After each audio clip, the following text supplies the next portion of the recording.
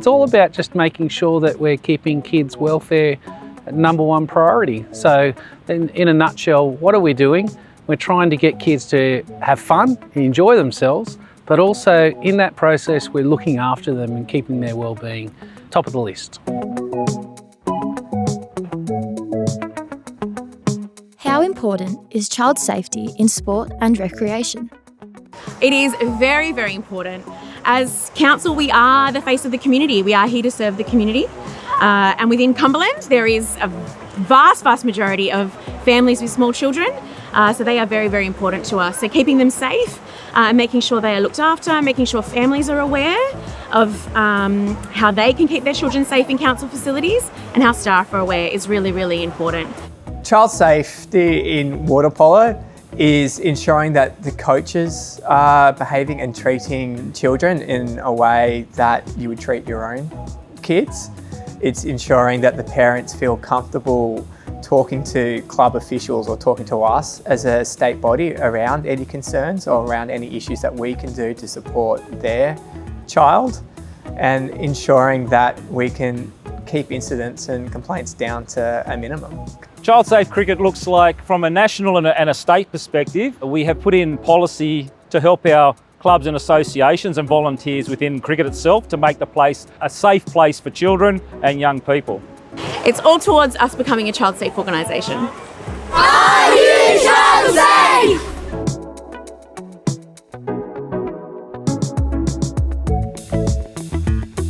Child safe practices and policies can be led by the organisation, but who else should be involved in keeping children safe? My friends, my parents, my coach, the parents on the sideline. I think the main thing is just the community that we have going. Like, I've had the same age group managers since under 10s. They haven't changed at all. One of them's actually my dad. And so the fact that I've known them for so long really helps me to feel comfortable, I suppose. And also our age group, we're all really good friends, which really helps as well. The other parents and sometimes my friends. Everyone's so nice at netball. Children's safety is everyone's responsibility.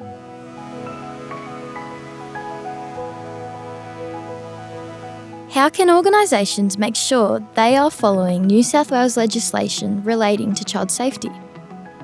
Well, it's having a look at the standards themselves and seeing where they're already doing things that could be applied to these standards. So eventually we will be looking at compliance with these standards and making sure that the clubs can actually prove that they are implementing these standards. But the first step is they might be doing a dozen activities which could fit in with these standards. So just trying to make sure that they understand that they're not starting from step one a lot of the time.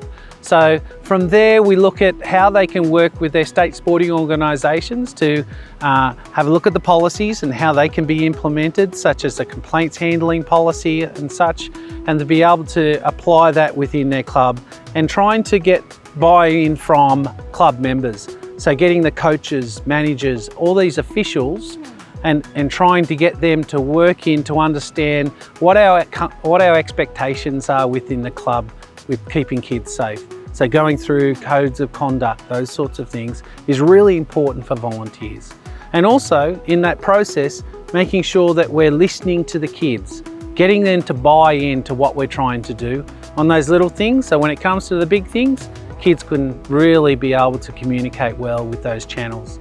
And parents, not forgetting parents and communities, trying to get parents involved in what we're trying to do as a club in this child safeguarding process. All our staff have working with children's checks, so they send those through every year. Find out more about the check and verification at the OCG website.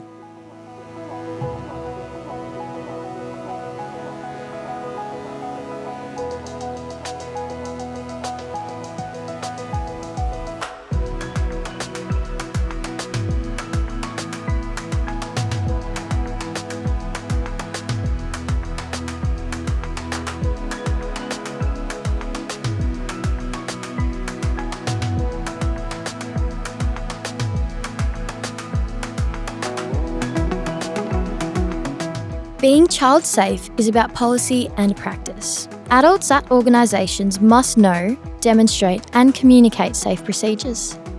Also, you're not allowed to go outside without letting a teacher know that you're leaving and they know where your car is and who you're going with. Well, the coaches are always really encouraging and they help us. If we've got any problems, we can just go ask them.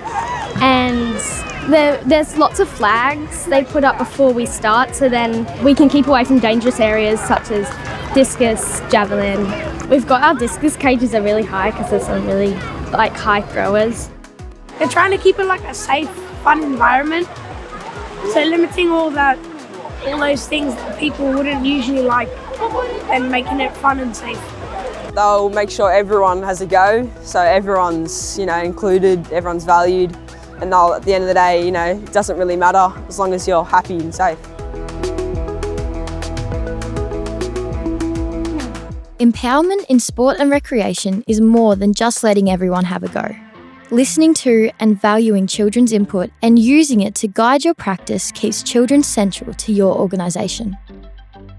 I think that the older students, we talk to them and try and lecture them in a way that their opinion matters. And I think that because we've known them from very young, they can come to us with a problem. And that's very, very important, and we listen. Oh, just all about the bond and just communication and that. Just as long as you work together, have fun on the field, it's all that matters. Parents are encouraged to join in and help with the kids, so it helps the parents to feel like they're part of being here on the day, and it helps the kids feel more comfortable as well because their parents are around. So we really want to be able to be a teacher who is really constructive but also ensures that they do not get disheartened by anything, because we want them to continue to learn how to grow. So making sure that we're really supportive, having a responsibility and making sure that we show respect for the students so they show respect for us as well, because it's very important to have that kind of communication amongst them. They listen to my thoughts when in a game, if we're trying to work out how we can win or how we can get in front of our players, I would share an idea and they would listen and they'd include it in the game. Yeah, everyone's always really included. You never feel like you're left out or you're not doing anything. People come and talk to you if they see that you're alone, or there's a lot of a sense of community. Everyone really, all the other children, they all speak to each other. Even if you're not the same age, they come up and talk to you. And yeah, it's just really fun. I like to get involved. Sometimes I teach as well because I like to teach the kids, and it's really fun to see how they can grow as well, and they come to us as well, which is really fun.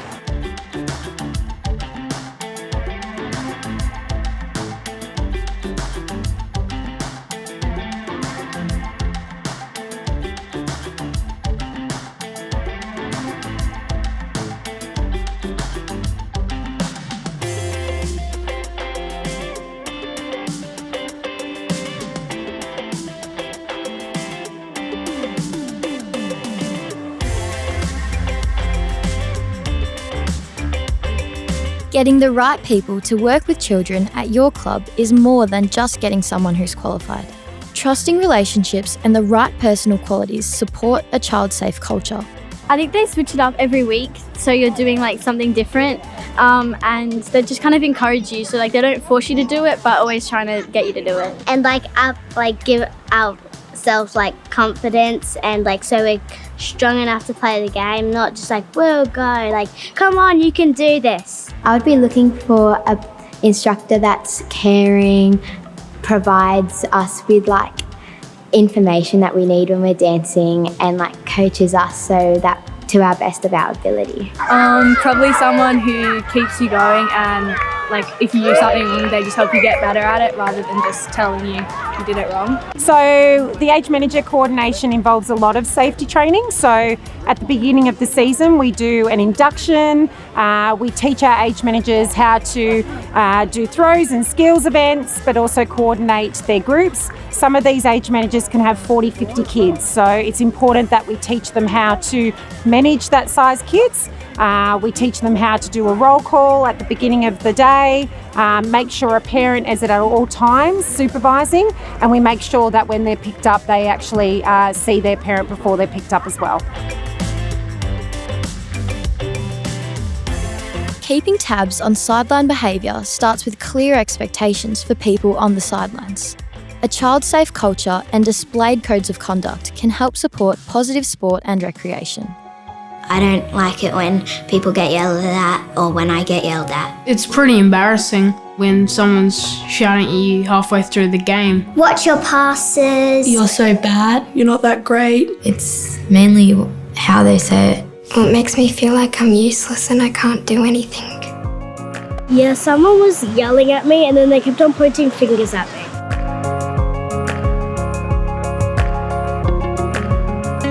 Well, obviously being on the sideline, it can have the same energy as being on the field as well, but it's just mainly just keep the positive vibe around, keep negativity out of it. Obviously you can cheer for your kids and stuff and your family members out there, but just mainly just keeping that positive vibe and just keeping the energy like on the same level, and just so things don't get out of hand and stuff. Doesn't matter where you come, they're just happy how you go.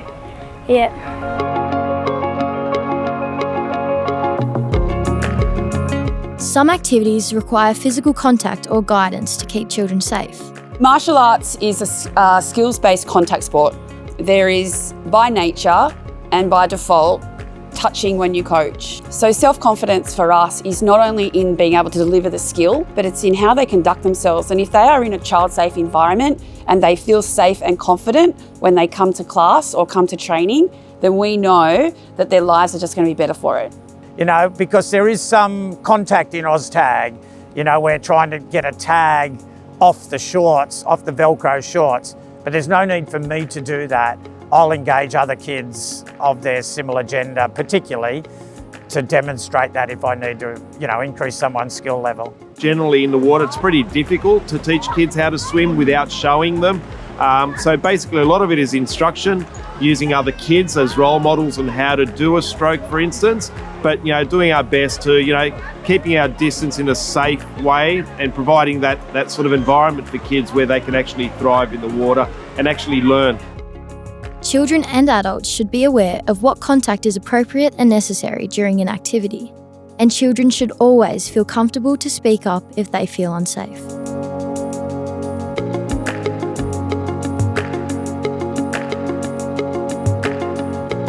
Children have a right to child-safe sport and recreation, and being child-safe has never been easier.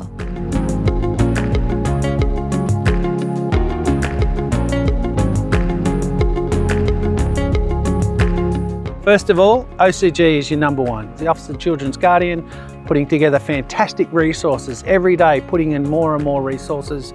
So go to their website. Our Office of Sport one-stop shop webpage, Child Safe Sport, have a look at that. That's got some great resources there too. And the third one will be Play by the Rules. Our Play by the Rules is a national website dedicated to making sure that children are kept safe, but also looking at other topics like harassment and bullying. You've got some great practical resources to use there.